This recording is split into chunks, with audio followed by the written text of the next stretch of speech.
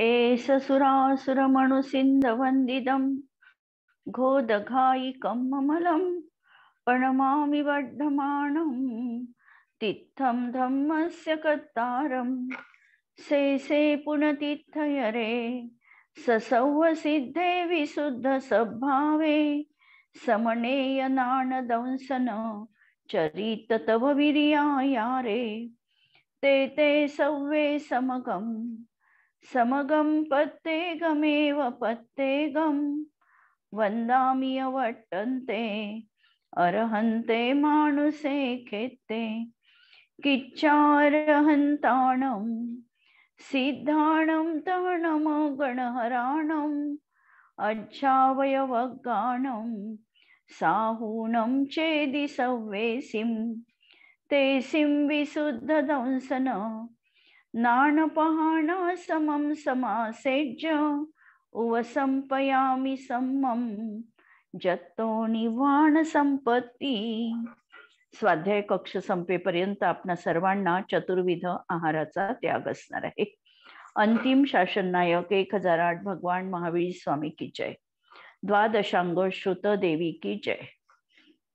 प्रवचन सार ग्रंथ आपण बघतो आहे आणि प्रवचन सार ग्रंथामध्ये काल आपण गाथा बघितली की मदाने उन्मत्त झालेला पुरुष हा विवेकशून्य असतो आणि त्याला तत्वामध्ये भ्रम उत्पन्न होतो आणि वस्तूमध्ये इष्ट अनिष्टपणा नसताना सुद्धा वस्तू स्वयं अद्वैत स्वभावी असताना सुद्धा हा इष्ट अनिष्ट बुद्धी करतो आणि अशी ही मोहाची 3 रूप मिथ्यात्व, राग आणि द्वेष अशा 3 रूपामध्ये मोह आमच्या समोर प्रस्तुत होतो आणि आम्ही जीवनामध्ये राग आणि द्वेष करून परत कर्माचा नवीन बंध करत राहतो। अशी ही कर्माची रूप, मोहाची रूप आपण काल बघितली। आता या मोहाला त्रिभूमिकेमध्ये उदाहरणाच्या माध्यमातून आचार्य या गाथेमध्ये स्पष्ट करणार आहे अमृतचंद्र आचार्य टीकेच्या द्वारे। आणि मोह जीवनामध्ये का होतो तर मोह राग द्वेष या असा हा परिणत झालेला जीव हा कर्मबंध करतो आणि कर्मबंध करतो म्हणून जीवनामध्ये आम्हाला या राग द्वेष आणि मोहाचा संपूर्णतः किंवा समीचीन रीतीने क्षय करण्याची प्रेरणा या श्लोकामध्ये आचार्यांनी दिलेली आहे। मोह आमच्या जीवनात आहे, ममत्व भाव आमच्या जीवनात आहे, आसक्ती आहे, परपदार्थांमध्ये आपली आकुलता आहे की अजून काहीतरी पाहिजे अशी तृष्णा जीवनामध्ये आहे आणि ही सगळी मोहाची जी रूप आहे ही आम्हाला अत्यंत सुखकर अशी वाटत आहे। या मोहाला आम्ही अनादिकालापासून भुलून गेलो आहे आणि या भ्रमामध्ये आम्ही रागद्वेष परिणामांना करतो आहे आणि नवीन कर्म बांधतो आहे। इकडेही आमची जाणीव नाही किंवा त्या भूमिकेला तरी आता आम्हाला ज्ञात होणं आवश्यक आहे। श्लोक आपण परत एकदा वाचूया। मोहेन वरागेन व दोषेन परिणदस्य जीवस्य जायदि विविहो बंधो तं हातेखं सव इदौ वा। मोहाने म्हणजे मिथ्यात्वाने, रागाने किंवा द्वेषाने, राग आणि द्वेष ही चारित्र मोहाची उपज आहे आणि मोह ही दर्शन मोहाची उपज आहे। तर अशा तऱ्हेने या 3ने परिणत झालेल्या जीवाला नाना प्रकारचा बंध होतो आणि म्हणून त्या राग द्वेष मोह भावांचा समूळ आणि समीचीन रीतीने नाश करणं गरजेचं आहे। याप्रमाणे तत्वाच्या अप्रतिपत्तीने, अप्रतिपत्ती याचा अर्थ तत्वज्ञान खऱ्या अर्थाने न समजणे, वस्तू स्वरूपाचं यथार्थ ज्ञान नसणं, वस्तू स्वरूपाविषयीची विपरीत मान्यता असणं, वस्तू जशी आहे तशी न मांडता स्वतःच्या मनामध्ये वस्तूविषयीची जी कल्पना आम्ही करून घेतली आहे त्यानुसार वस्तू आहे असं मानणं याचं नाव आहे अप्रतिपत्ती। म्हणून वस्तूचं खरं स्वरूप न समजणं किंवा वस्तूच्या स्वरूपाची तत्वाची अप्राप्ती असणं म्हणजेच आपलं हे जीवनामधलं अज्ञान आहे. आणि अशा या अज्ञानाने अवरुद्ध झालेल्या आणि मोहाने, रागाने आणि द्वेषाने परिणत झालेला, मोह हा जीवनात आहे.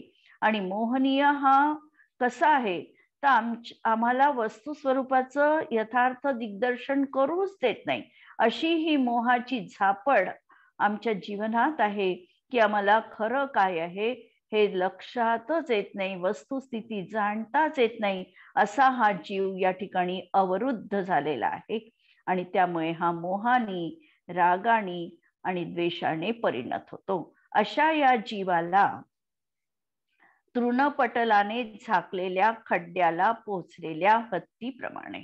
पहिलं उदाहरण त्यांनी दिलं मिथ्यासाठी, अज्ञान. दुसरं आता उदाहरण आहे हत्तीसाठी हत्तीप्रमाणे. उदाहरण त्यांनी सांगितले आहे रागानी परिणत झाला. आणि तिसरं उदाहरण त्यांनी दिलेलं आहे पक्षी हत्तीने धावणाऱ्या हत्तीप्रमाणे.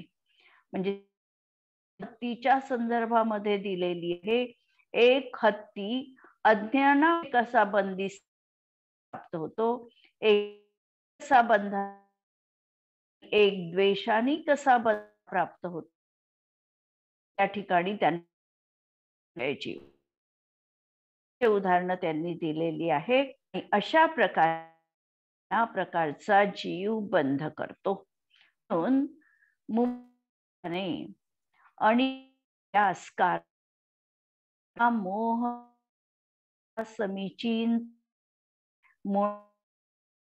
टाकून नाश करावा. भावार्थामध्ये स्पष्टतः उदाहरण येणार आहे. संसारामध्ये 3 मार्ग असतात. मार्ग असतो की त्याला अज्ञानातच राहू द्यायचं. एक मोठा खड्डा केला जातो आणि तो वाकल्या जातो, तिला कोणत्या तरी हुसकावून लावल्या जातं आणि तो पळत पळत हत्ती त्या गवतामध्ये जर प्रवेश केला तर त्या गवतामध्ये येऊन पडतो. तो तिथे खड्डा आहे याविषयी नसतं, अज्ञान आणि या मध्ये अडकतो. म्हणजे पहिल्यांदा त्यांना व्हायचं आहे की हत्ती बंदिवासात पडलेला आहे. म्हणून दुसरं की खणलेला समोर एक मायावी अशी हत्ती निर्माण केली जाते, हत्तीनी ठेवली जाते आणि दुरून पाहताना तिच्या प्रती आकर्षण उत्पन्न होतं. पोटी तो हत्ती व त्या ठिकाणी खड्ड्यामध्ये पडून परत त्या ठिकाणी प्रेमाच्या निवासात पडतो. एक पहिल्यांदा पडला, प्रेमाने आसक्त होऊन त्यांनी पत्करला. उदाहरण पाळीव हत्तीनीला यासाठी जवळ चाललेला आहे, देखावा निर्माण. याच्यातून त्या पहिल्या तिच्या अंतरंगामध्ये द्वेष भावना होते की मला जायचं आहे आणि दुसरं ती त्या आहे. हा द्वेष चवताळून त्या हत्तीला मारण्यासाठी आणि दुसऱ्या हत्तीनीला पकडण्यासाठी त्या ठिकाणी खड्ड्यामध्ये पडून बंदिवासामध्ये तऱ्हेने बंदिवास पत्करला. अज्ञानाने, रागाने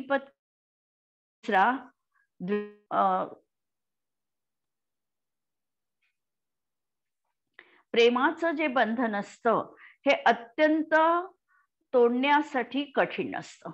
जसं संस्कृत सुभाषितकार असं म्हणतात की बंधनानी किल संती बहुनी, स्नेह रज्जू कृत बंधनम अन्यत, दारुभेद निपुणोपि षडंघ्री, निष्क्रियो भवती पंकजबद्ध. संस्कृत मधलं अत्यंत प्रसिद्ध असं सुभाषित आहे की बंधनानी किल संती बहुनी. बंधन तर अनेक प्रकारचे असतात. कधी जीव पैशाच्या बंधनात अडकतो, कधी प्रेमाच्या बंधनात अडकतो, किंवा कधी द्वेषाने तो त्या बंधनामध्ये देखील अडकू शकतो. बंधनं अनेक तऱ्हेची जीवनात आपल्याला दिसतात. पण स्नेह रज्जू कृत बंधनम अन्यत. हे स्नेहाच्या रज्जूनी, प्रेमाच्या रज्जूनी जी व्यक्ती बांधल्या गेलेली आहे, हे बंधन अत्यंत अनोख आहे. कारण या बंधनामधून सुटण्याची त्याची तयारीच नसते. सहज तो त्याच्यामधून सुटू शकतो. पण या प्रेमाच्या रज्जूचं, असा हा प्रेमाचा रज्जू की याचं कच्चं सूत आहे. सूत जरी कच्च असलं तरी याचं बंधन मात्र अत्यंत पक्क बंधन आहे. म्हणून हे बंधन अत्यंत अनोख्या पद्धतीचं आहे. उदाहरण दिलं की दारू भेद निपुणोपी षडंघ्री. षडंघ्री याचा अर्थ भ्रमर, आणि दारू म्हणजे लाकूड. लाकडाचा भेद करण्यात निपुण असा भ्रमर असतो. जर भ्रमराने ठेवलं तर तो चांगल्या चांगल्या लाकडाला देखील छिद्र पाडून बाहेर निघू शकतो, एवढी त्याची त्या ठिकाणी सामर्थ्य आहे. पण असं असताना देखील तो ज्या वेळेला संध्याकाळच्या वेळी त्या कमळाच्या पाकळीमध्ये बंदिस्त होतो, त्यावेळेला तो तिथून सुटण्यासाठी प्रयत्न करत नाही. ते तर अगदी मौसूत असं प्रेमाचं म्हणजे पाकळीचं बंधन आहे. पाकळीचा तर तो सहज भेद करू शकतो, परंतु ती देखील भावना त्या ठिकाणी त्याला होत नाही, एवढा तो त्या कमळामध्ये आसक्त झालेला असतो. कमळाने जणू काही त्याला प्रेमाने बद्ध केलेला आहे. अशा तऱ्हेचं संस्कृत सुभाषितकार आहे. म्हणून निष्क्रियो भवती पंकजबद्ध. पंकज म्हणजे कमळ. कमळामध्ये बंदिस्त झालेला असा षडंघ्री, षडंघ्री म्हणजे भ्रमर, हा दारुभेद निपुण अपि निष्क्रिय भवती. तो निष्क्रिय त्या ठिकाणी होतो. तर असं हे प्रेमाचं बंधन, आणि या प्रेमाच्या बंधनामुळे तो हत्ती देखील त्या ठिकाणी जीवनात अडकतो. आमच्याही जीवनात जर आम्ही विचार केला एका दृष्टीने, तर द्वेष सोडणं हे सोपं आहे. पण रागाचं बंधन असेल तर वात्सल्याचं बंधन, मायेचं बंधन, रागाचं बंधन, अशा तऱ्हेची ही बंधनं जी आहे, ही बंधनं तोडणं मात्र खूप खूप आम्हाला कठीण जातात. आणि म्हणून पहिल्यांदा द्वेष जातो, क्रोधमान जातात, आणि नंतर माया, आणि शेवटी सरते शेवटी सूक्ष्म लोभाचा क्षय होतो. इतकी वैज्ञानिक प्रक्रिया आमच्या अनुभवाच्या आधारावरच जणू काही आचार्यांना अशा प्रकारची त्या ठिकाणी त्यांचाही अनुभव तसाच आहे, आणि त्या अनुभवाच्या आधारावर त्यांनी ही गोष्ट त्या ठिकाणी सिद्ध केलेली आहे की सगळ्यात शेवटी जो जातो तो लोभ जातो. म्हणजे रागाचं बंधन हे सर्वात जास्त असतं, आणि त्या बंधनाने तो घट्ट असा बांधला जातो. इथे ही दुसरं उदाहरण दिलेलं आहे शिल्पकार हत्तीनीच्या बाबतीत, की तो हत्ती जो आहे हा हत्तीनीच्या कामसुखाच्या इच्छेच्या एका प्रेमाच्या बंधनामध्ये फसतो, आणि शेवटी त्या खड्ड्याचं बंधन, कारागृह ते तो स्वीकारतो. आता हे उदाहरण आपल्याला आमच्या जीवनात लावायचं आहे. तसेच हा प्राणी देखील मोहाने स्वपरास एकत्व रूपाने स्वीकारतो. मोह आहे, आणि मोहामुळे परवस्तूमध्ये तो एवढं स्वतःशी तादात्म्य अनुभवतो. वास्तविकता परवस्तू ही कधीही आमची होऊ शकत नाही. परवस्तूमध्ये आणि आमच्यामध्ये अत्यंत अभाव आहे. पण असं असताना सुद्धा या मोहापोटी त्या परवस्तूमध्ये एवढं हा तादात्म्य स्वीकारतो, एवढा हा तल्लीन होतो, आणि जेवढं तादात्म्य जास्त तेवढं त्याला असं वाटतं की माझं प्रेम माझ्या मुलांवर किंवा घरावर किंवा यावर सगळ्यात जास्त आहे. जितकं उलट वास्तविकतः अध्यात्मामध्ये ते एक बंधन आहे, तो त्या जास्त बांधला जाणार आहे. जितकी आसक्ती जास्त तितका कर्मबंध जास्त. हे कर्मसिद्धांताचं गणित आहे. पण व्यवहारामध्ये मात्र हा अशा प्रकारचं त्या ठिकाणी एकत्व श्रद्धेने स्वीकारतो. वास्तविकता एकता येऊच शकत नाही, पण श्रद्धेने मात्र हे तो स्वीकारतो की मी याच्यासाठी बांधील आहो, ही माझं आहे, अशी एकत्व मान्यता त्या ठिकाणी करतो. दुसरी, रागाने त्यापैकी काही पदार्थांमध्ये प्रीती करतो आणि आसक्ती करतो. राग आहे आणि रागामुळे ही वस्तू माझी आहे, अनुकूल आहे, ही भावना करतो आणि ही वस्तू माझी असून ही टिकली पाहिजे, हे माझं आहे आणि माझ्या अनुकूल यांनी वागलं पाहिजे, अशा प्रकारची बुद्धी त्याची तिथे असते. आणि कधी द्वेषाने अनिष्ट पदार्थामध्ये अप्रीती करतो. कधी कधी प्रतिकूलता आहे, प्रतिकूल संयोगामध्ये द्वेष बुद्धी याची सातत्याने असते आणि अनुकूल संयोगामध्ये हा प्रीती बुद्धी करतो. अज्ञानी जीव स्वयं मोहादी विकारांनी परिणत होऊन कर्माणी बद्ध होतो आणि अशा या अज्ञान अवस्थेमुळे, या विपरीत मान्यतेमुळे त्याला जीवनात कर्मबंध होत आहे. कारण कर्मबंधाचं कारण मिथ्यात्व प्रमुख आहे. मिथ्यात्व, अविरती म्हणजे असंयमी आहे, हेही कर्मबंधाचं कारण आहे. कषाय आहे, प्रमाद आहे, यांनी आम्हाला जीवनात बंध होत आहे. आणि योगही आहे, पण योगानी मात्र बंध होत असताना नुसता योग असेल तर योगानी दोनच तऱ्हेचा बंध होतो, प्रकृती बंध आणि प्रदेश बंध. आणि हा योगानी होणारा बंध सगळ्यात शेवटी जाणार आहे. सगळ्यात पहिल्यांदा तर मिथ्यात्वानी होणारा कर्मबंध नष्ट करायला पाहिजे. योगानी 13व्या गुणस्थानापर्यंत जीवाला बंध होणार आहे, पण तो बंध असून नसल्यासारखा आहे. कारण त्या ठिकाणी तो स्थिती घेऊन असत नाही, अनुभवालाही तो देत नाही. आणि म्हणून कषायामुळे जो बंध होणार आहे हा मात्र स्थिती आणि अनुभाग बंधाला कारणीभूत असणार आहे. म्हणून द्रव्यसंग्रहकार म्हणतात की जोगा पयडी पदेसा ठिदी अनुभागा कसायदो होती. जोगा म्हणजे योगानी प्रकृती बंध आणि प्रदेश बंध आहे आणि कषायने स्थिती आणि अनुभाग बंध आहे. आणि ज्या ठिकाणी स्थिती बंध आहे त्याच ठिकाणी आम्हाला त्या कर्माचं फळ मिळणार आहे. अशा तऱ्हेने हा कर्माने जीव बद्ध होतो. परमार्थतः प्रथमतः हा जीव आपल्या विचारांनी स्वयंबद्ध आहे. निश्चयाने बघितलं तर कर्मानी बद्ध झाला असा व्यवहार त्या ठिकाणी घटित होतो. वास्तविकतः हा बद्ध कशाने आहे तर हा बद्ध स्वतःच्याच परिणामांनी हा बद्ध अवस्थेत आहे. विकारांनीच, प्रेमामध्ये प्रेम त्यांनीच हा बंधनामध्ये आहे. वास्तविकतः परवस्तूमुळे हा बंधनात नाही, कर्मामुळे हा बंधनात नाही. आम्ही त्या ठिकाणी हे बंधन स्वतःहून स्वीकारलेलं आहे. प्रेमाचं बंधन आम्ही स्वतःहून स्वीकारलेलं आहे आणि या विकारांमध्येच वास्तविकतः आम्ही बद्ध आहे.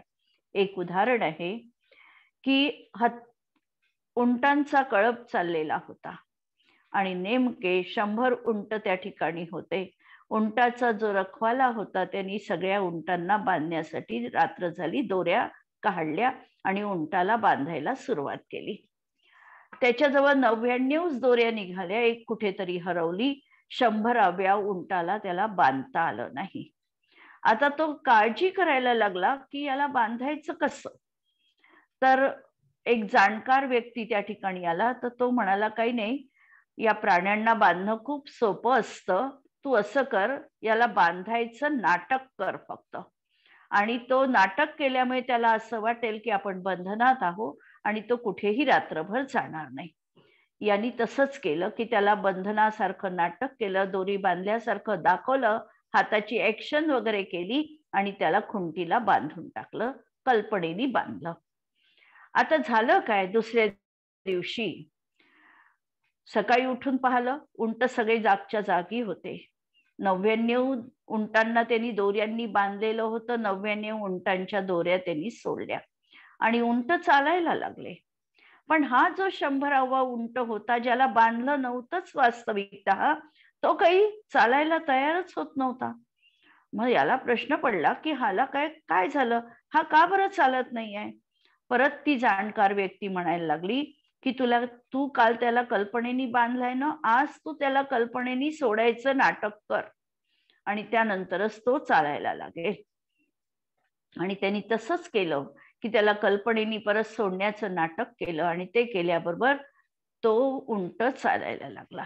आता प्रश्न हा आहे की त्या उंटाला खरंच बांधलं होतं की त्या उंटानी कल्पनेनी मी बंधनात आहो असं स्वीकारलं होतं. त्याला खरं तर बांधलेलं नव्हतंच, त्याच्याजवळ तर काही बंधन नव्हतंच, पण त्या उंटानी जसं कल्पनेनी मी बंधनात आहे हे स्वीकारलेलं होतं आणि कल्पनेनी मुक्त झाल्यानंतरच तो चालायला लागला.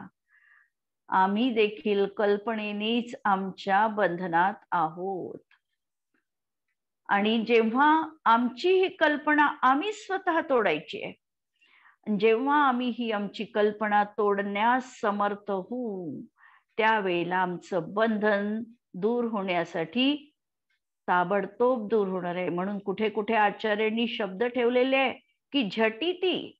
झटिती याचा अर्थ ताबडतोब, लगेचच ते बंधन निघून जाणार आहे. कारण बंधनात हा नाहीच आहे, कर्माच्या बंधनात आहे, हा उपचार आहे, हे व्यवहार नयाचं कथन आहे. निश्चयाने जर हा बंधनात असेल तर स्वतःच्या विकारांच्याच बंधनात आहे. आणि विकार नष्ट होण्याचा उपाय आचार्यांनी सांगितला की विकार तुला जर नष्ट करायचे असेल तर तुझ्या त्रिकाली न्यायक स्वभावाकडे तू दृष्टी केंद्रित कर आणि स्वतःला हे सांग की विकार माझा स्वभाव नाही, पर्यायीत विकार होतो आहे पण तो म्हणजे मी नाही. विकार होत असतानाही माझा न्यायक आत्मा फक्त विकाराला जाणत आहे, त्या रूप तो परिणत होत नाही. हा अगदी साधा मंत्र आम्हाला वारंवार जेव्हा आम्ही याचे संस्कार आमच्यावर करू तेव्हा हे बंधन आमच्या जीवनातून निघणार आहे. आणि म्हणून त्यावेळी विकार निमित्त मात्र असताना कर्मपुद्गल जीव प्रदेशामध्ये नियमानी बद्ध होतात. असा हा यांचा निमित्त नैमित्तिक संबंध आहे की जीव ज्या समयामध्ये अशा प्रकारचा विकारी भाव करतो त्या समयामध्ये आत्मप्रदेशावरच स्थित असलेली विश्रसोपचयरूप ज्याला म्हणता येतं ती कारमांड वर्गणा कर्मरूप परिणत होते आणि जीव प्रदेश आणि कर्माचे प्रदेश यांचा परस्पर अवगाह रूपाने बंध होतो. असा हा निमित्त नैमित्तिक संबंध आहे. पण याच्यामध्ये कर्तृत्व प्रत्येकाचं स्वतंत्र रीतीने प्रत्येकाकडे द्यायचंय. कारमांड वर्गणाच कर्मरूप परिणत झाली म्हणून कर्माचा कर्ता कोण, द्रव्य कर्माचा कर्ता कोण, तर कारमांड वर्गणा. जीव स्वतःच्या विकारी भावांनी विकारामध्ये बद्ध झाला. विकारी भावांचा कर्ता कोण, तर जीवच विकारी भावांचा कर्ता. पण हे दोन एका समयात आहे आणि म्हणून निमित्त नैमित्तिक संबंधांनी जीवानी परिणाम केला म्हणून कर्म बांधल्या गेलं अशा प्रकारचा व्यवहार नयाचं कथन त्या ठिकाणी लागू होतं. व्यवहार आहे, व्यवहार पूर्ण सत्यार्थ दाखवू शकत नाही. सत्यार्थ आम्हाला शोधायचा असणार आहे म्हणून सत्यार्थ आम्ही त्या ठिकाणी शोधायचा की कर्मानी मला बांधलेलं नाही, मी माझ्या विकारांनी बद्ध झालेलो आहे. आणि अशा तऱ्हेने हा परस्पर अवगाह रूपाचा निमित्त नैमित्तिक संबंध आम्हाला दिसतो. आणि निमित्त नैमित्तिक संबंध कुठे असतो, तर निमित्त नैमित्तिक संबंध हा नेहमी दोन द्रव्यांच्या दोन वर्तमान पर्यायीतच असतो. वाक्य परत लक्षात घ्या. आम्ही नेहमी हे शब्द वापरतो पण आम्हाला संबंध नीट माहिती नसतो की निमित्त नैमित्तिक संबंध कुठे असतो, तर दोन द्रव्याच्या दोन वर्तमान पर्यायी पाहायच्या. म्हणजे जीव द्रव्याची विकार रूप अवस्था ही वर्तमान अवस्था पाहिली आणि त्या समयामध्ये कारमांड वर्गणेची कर्मरूप दशा म्हणून ह्या दोन मध्ये निमित्त नैमित्तिक संबंध असणार आहे. आणि हा निमित्त नैमित्तिक संबंधामुळे हा असा म्हटल्या जातो की हा कर्माने बांधल्या गेला. म्हणून बंधाचं मूळ कारण स्वरूप असलेल्या मोह राग द्वेषांना समूळ नष्ट करायला हवे.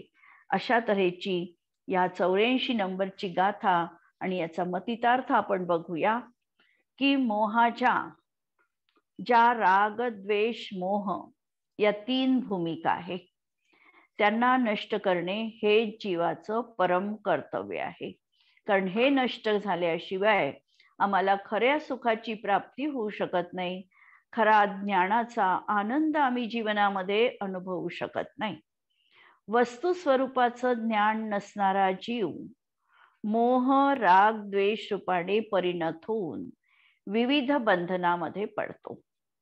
वास्तविकतः आत्म्याचे अहित करणारे मोह राग द्वेष भावच आहे. लक्षात घ्या, भाव आमचं अहित करणार आहे, कर्म आमचं अहित करू शकत नाही.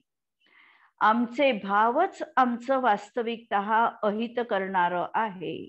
म्हणून अहित करणारे आमचे हे भावच आहे. म्हणून प्रत्येक जीवाला हे परिणाम विकारी परिणाम नष्ट करणं आवश्यक आहे. मोही जीवाला स्वतःच्या विकारी भावांनीच क्लेश प्राप्त होतो. मिथ्यात्व आहे, मोह आहे, जीवनात विपरीत श्रद्धा आहे. तर विपरीत श्रद्धा असताना हा स्वतःच्याच मिथ्या भावांनी दुःखी झालेला आहे.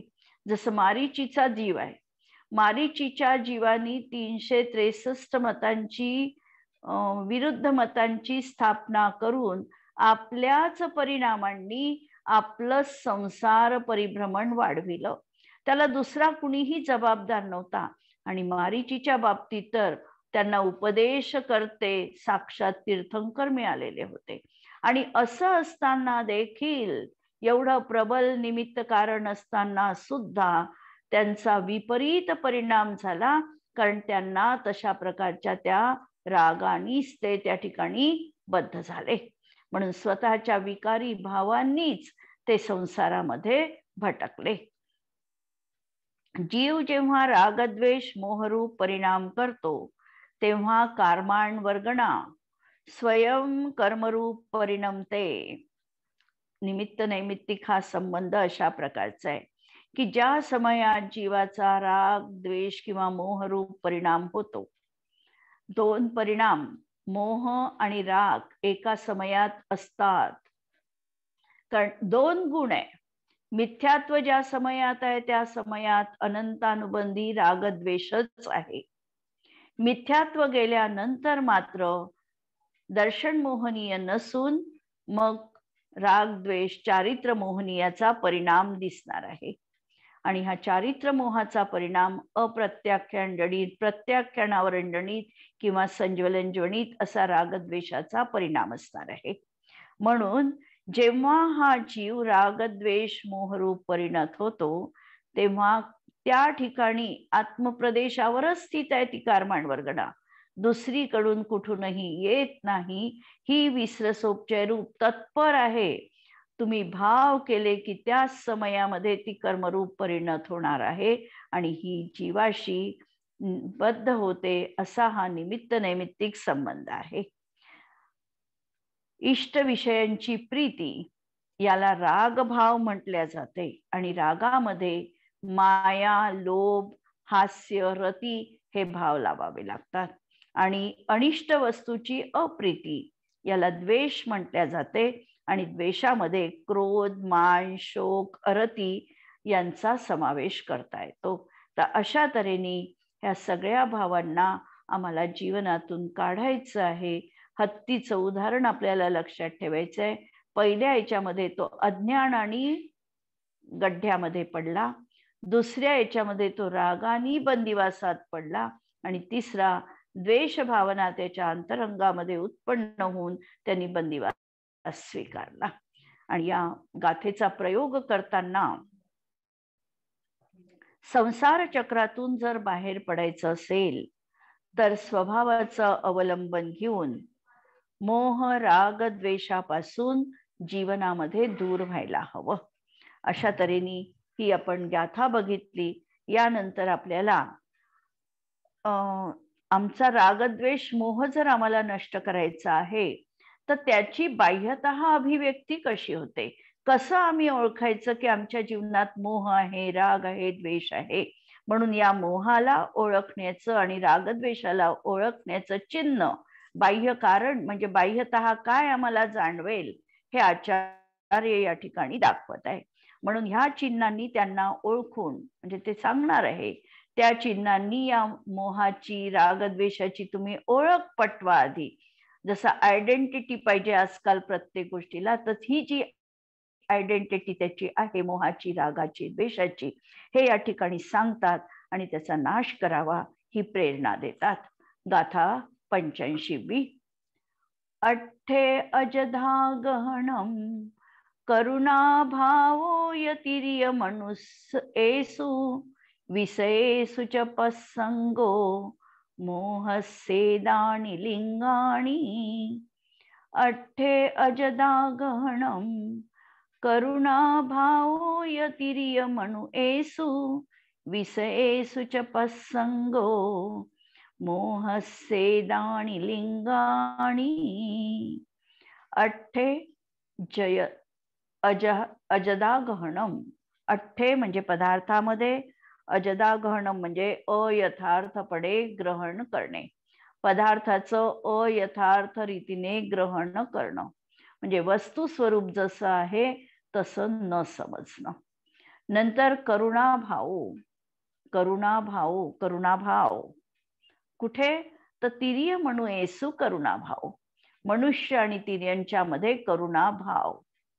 आणि विषयेषु च पस्संगो, आणि विषयांच्या प्रसंगामध्ये इष्ट आणि अनिष्ट बुद्धी करणं. एदानी मोहस्य लिंगाणी, ही मोहाची चिन्ह आहे. हा श्लोक अत्यंत महत्वपूर्ण आहे. आणि याच्यामध्ये पहिल्यांदा आम्ही मोहाला आमच्या जीवनात आहे की नाही, राग आमच्या जीवनात आहे की नाही, हे कशावरून ओळखायचं, यासाठी आम्हाला पहिल्यांदा सांगितलं की मी सांगतो त्याप्रमाणे तुझ्या जीवनात या गोष्टी जर दिसत असेल तर तू नक्की हे समज की जीवनामध्ये मोहरूप परिणाम आहे. जसं सम्यक्त्व आमच्या जीवनात आहे की नाही हे समजण्यासाठी काही बाह्य अभिव्यक्ती देखील सांगितल्या आहे. सम्यक्त्व आहे की नाही याचा ओळख कशी पटवायची, इथे मिथ्यात्वाची ओळख पटवायची आहे, पण पहिल्यांदा भूमिका आपल्याला सम्यक्त्वाची पण लक्षात घ्यायची आहे की सम्यक्त्व जीवनात आहे की नाही हे कसं समजायचं. तर बाह्य गोष्टीवरून जर आम्ही बघितलं तर अंतरंगामध्ये प्रशम, संवेग, अनुकंपा आणि आस्तिक्य या गुणांची अभिव्यक्ती आहे का हे बघायचं. प्रशम म्हणजे कशांची मंदता, संवेग याचा अर्थ संसाराविषयीची मला भीती आहे का अंतरंगामध्ये.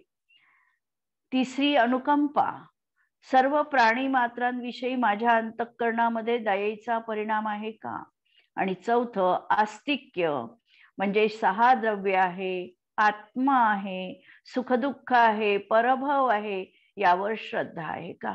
हे 4 गुण जीवनामध्ये दिसत असेल तर आम्ही अनुमानतः असं म्हणू शकतो की हा जीव सम्यक्त्वी आहे. आणखी सम्यक्त्व ओळखण्याचं कारण कसं, सम्यक्त्वी जो जीव आहे त्याच्या बोलण्यामध्ये अहंकार बिलकुलही नसतो. कार्य तो करेल परंतु कार्य करत असताना अहंकाराची छटा, मी हे केलं, मी हे सर्वनाम त्याच्या जीवनात बहुतांश वेळा असत नाही. हे ज्याचं मीपणा पक्व फळाप्रमाणे गळून गेलेला आहे तो त्याची भाषा वेगळ्या स्तरीची भाषा असते. म्हणून गीतेमध्ये असं म्हटलेलं आहे की स्थितप्रज्ञस्य का भाषा, स्थितप्रज्ञाची भाषा कशी असते, स्थितप्रज्ञ कसा बोलतो, स्थितप्रज्ञ कसा चालतो, तर त्याच्या ज्या क्रिया आहे स्थितप्रज्ञाची भाषा देखील संतुलित भाषा.